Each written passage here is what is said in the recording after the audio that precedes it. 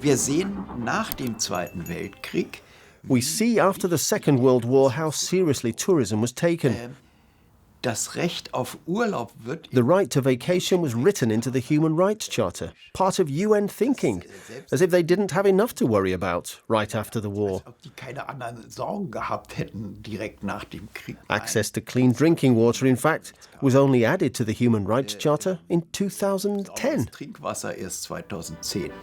At the beginning of the 1950s, many Germans were drawn from the devastated cities to the unspoiled mountain world of Bavaria. The young Federal Republic guaranteed its citizens a minimum vacation of 12 working days. Even then, a visit to the Zugspitze was a tourist must for every holidaymaker. The economy was starting up again, there was work again, things were being built up due to many factors, including currency reform, and that also made it possible to go out again, to go on vacation. Even during the Third Reich, tourism pioneer Karl Degener had organized package tours to Ruhpolding in Bavaria. Thanks to his idea, the resort remained the most popular tourist destination in Germany even after the war. Towards the end of the Weimar Republic, Karl Degener tried to establish a travel agency which would enable even large sections of society, even those not financially strong, to have a holiday, and in this context developed railroad package tourism. Tour operator Degener also promoted cheap vacations to Bavaria in the Berlin capital, which ensured the rise of Ruhpolding as the German vacation resort. After the Second World War, Karl Degener took up this idea again and continued to offer package tours by rail, which also developed very strongly in the 1950s. This was under the name Touropa, a travel agency he joined, which he then also managed and developed for many years as managing director. And this Touropa specialized to a large extent in collaborations with the railroad, which really had a massive impact. 1960. The image of the ideal mountain world was scratched for the first time. A filmmaker documented mass tourism in Ruhpolding. The leading tour operator, Karl Degener, reacted to this and took legal action. In the end, he even bought the film. Nun, so fängt an, der Urlaub von der Stange. Auch wenn es für manche ein Urlaub nach Maß zu werden verspricht. Erfüllt sich hier wirklich die Sehnsucht des Erholungssuchenden? Abseits von Verkehrstrubel, Autos, Lärm und Menschenmassen. Ist das der Friede des stillen, verträumten Bergdorfes? Oder wird dieser Trubel gar bewusst veranstaltet, um den an Unrast gewohnten Großstädter hier leichter heimisch zu machen? Ruhpolding war das Mallorca der 50er. Ruhpolding was the Mallorca of the 1950s. They called it Remi-Demi in the beer tents.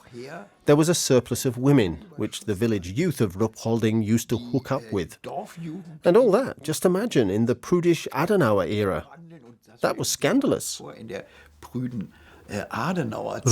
was the symbol of mass tourism, which today, if you like, is one of those large party areas on Mallorca, such as Ballermann. Altbewährte derbe Späßchen leiten die Ortsbesichtigung ein. Das Sehenswürdigste, oder besser gesagt, das Bemerkenswerteste an diesem Rundgang ist allerdings der Rundgang selbst. Erspart er doch dem Einzelnen das Wagnis einer eigenen Entdeckungsreise durch den kleinen Ort. Vielen dient die sogenannte Ferienentspannung, die von Ärzten immer dringender gefordert wird, doch nur dem Ziel, die innere Leere und das Unerfülltsein im Alltag bei lärmender Ablenkung zu vergessen.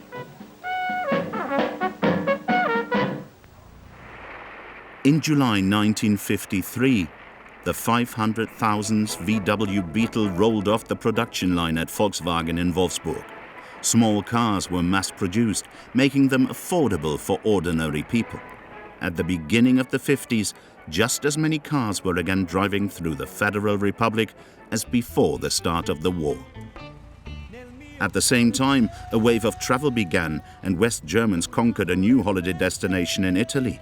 Thanks to the economic miracle and rising wages, many could now travel to Bella Italia, their dream destination and dreamland, in their own car. As early as 1957, an estimated 4 million Germans spent their vacations south of the Alps.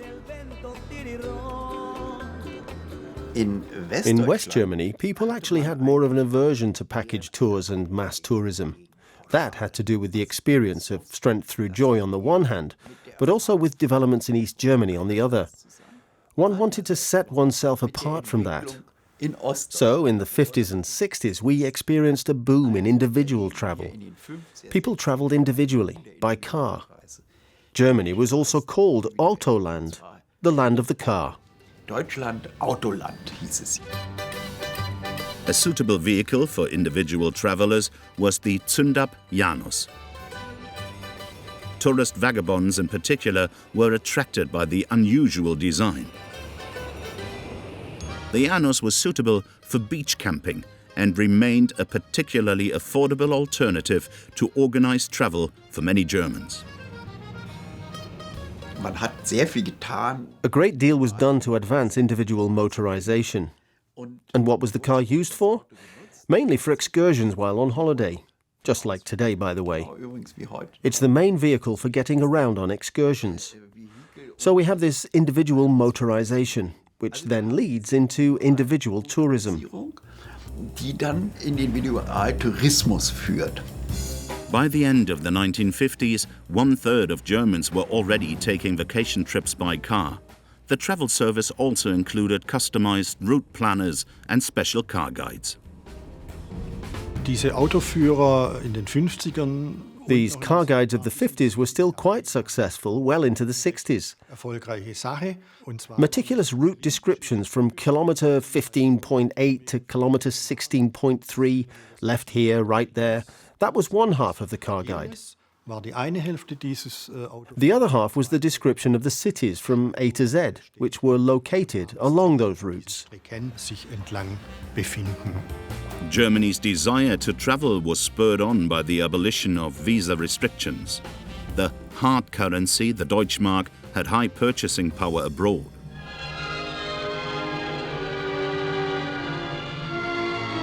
Der bekannte Kurort Westerland auf der Nordseeinsel Sylt bekommt allmählich wieder sein altes Friedensaussehen.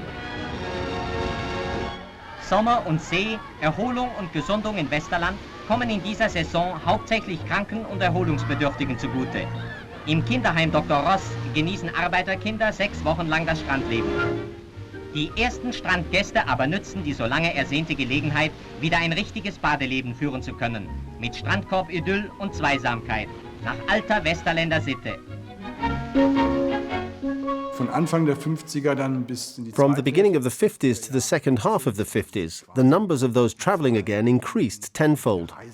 And there, of course, such destinations as Sylt were also of very special importance. For one thing, they were already established. They offered good access. And, as is always the case, whoever has the most money was also the first to travel again.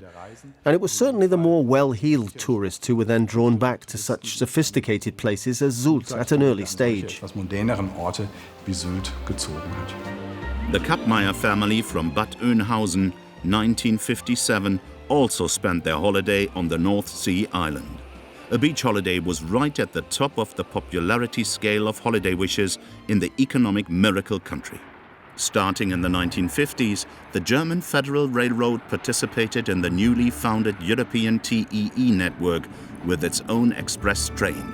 First-class equipment and fine catering quickly made the Trans-Europe Express an ambassador on rails.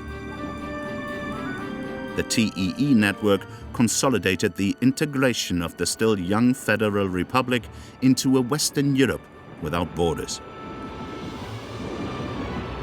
In der DDR In the GDR, the process was a bit different. With regard to travel, this was also due to the fact that the majority of holiday trips were handled or offered by the companies and the Free German Trade Union Federation. And these trips were often offered in conjunction with train tickets. häufig in Verbindung mit Zugfahrkarten. This in turn meant that many people also went on holiday by train. Sehr viele auch mit dem On the one hand, to spare the car, and on the other hand, the purse. Because these train journeys, just like the holidays offered locally, were highly subsidized. vor Ort The GDR spent 5% of the state budget to finance the holidays of its citizens. And as a result, such holiday trips by railroad were quite cheap. From the mid-1960s, the arrival of the Trabant enabled mass motorization in the GDR, which then also became a car country. The two-stroke car, affectionately known as the Trabi or Rennpappe, was produced until 1990. In the beginning, most people travelled with the FDGB, with the state agency, so to speak. And gradually, after a 10-year delay, we also got individual motorization. Now it's not the Beetle, but the Trabi. But the development was similarly time-delayed, and then also used to make trips and journeys. And so, slowly, individual tourism was increasing. Der Individualtourismus zu. The special highlight of GDR camping was a permanently mounted tent on the roof of the Trabi, affectionately known as boarding house Sachsenruh. However, the quick assembly of the roof tent was offset by a waiting period for this cult object of 3.5 years. It cost 2,036 GDR marks at the time.